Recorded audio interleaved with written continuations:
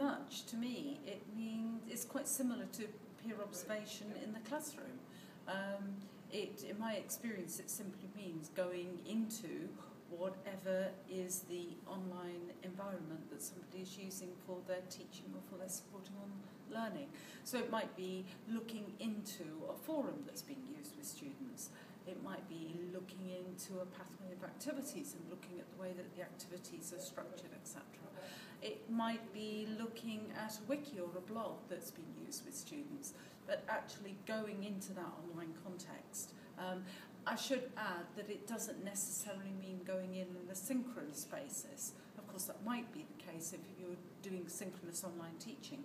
But in that sense, it might be looking back at a resource that's being used with students. That is, I suppose, the key difference from going into a classroom in real time.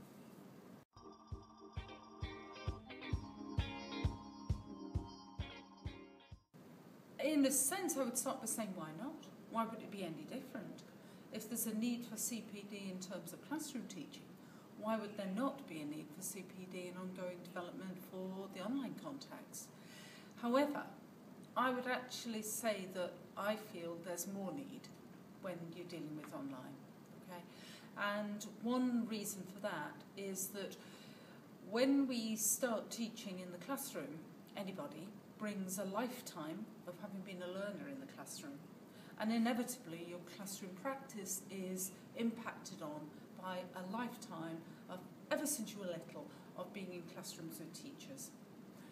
When we embark on working with students online, it is still the case that most people have not themselves been learners online. And therefore, they both have and often feel a greater need in terms of professional development. And because they don't have that experience of learning online, some people feel even greater need to calibrate, is what I'm doing okay? Is it appropriate? How do you feel my learners are responding to what is happening? And therefore, yes, to my mind, it's in some ways the same, in some ways there is a greater need.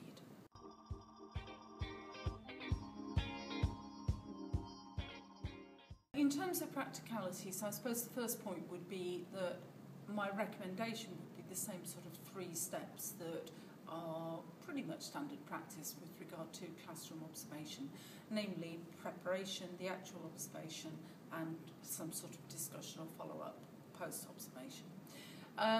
Those would be the same. Differences, I would say, one of them, for example, is that whereas in the classroom, observation is very bounded in a natural sense in terms of you're probably going into one teaching space and you're going at a particular point in time and you can only look at what is taking place in that space at that time. Whereas going online, I think it's important to be much more specific about what it is that's to be observed. If you've got an ongoing course over perhaps a whole semester, then I think you need to indicate to your observer, I'd like you to look at this element of the course. It might be this particular discussion thread within such and such a forum. It might be specifying within the pathway the relevant bit of material to look at is such and such, and this is how you find it. There may also be practical issues around navigating within what might be an unfamiliar VLE. So I've done observations with colleagues where they're using, for example, Blackboard, and I was using either a homegrown VLE, Merlin, or the Sakai environment. And we had to give indications to each other about how to navigate to the thing that's to be observed. Other practicalities are the fact that when an observer comes into your classroom, you would naturally be telling the students who that person is because they can see that person. If somebody's going in online, it might be that observation might be taking place long after the actual learning and teaching, or certainly they won't see the observer.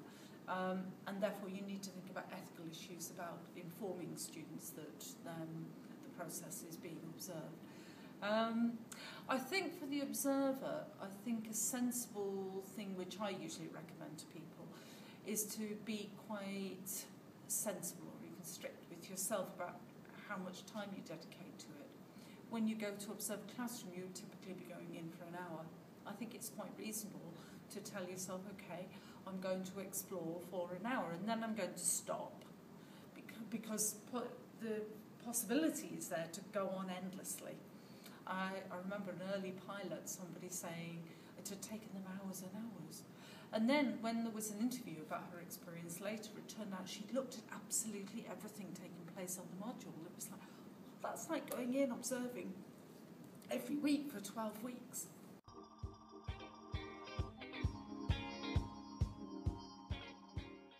I'd like to be a bit naughty and have actually two questions. I'd like one question from the perspective of your practice being observed, and one from the perspective of having the chance to observe somebody else's practice. So from the perspective of your own practice being observed, I'd like you to think about your own practice in working with students online. It might be teaching or supporting online. Have a reflection on what aspect of your own practice you would value to have somebody else's perspective on, okay? What would you like somebody else to observe? And then who might you approach to do that observation for you? And what is it that you would need to tell them about your practice in order for that observation to take place? So, for example, what part of your VLE, for example, would they need to look at? On which, perhaps, discussion thread or something would you highlight for them to focus on? Then the second part of the question is for you as an observer. What aspect of online practice would you like to have the chance to look at?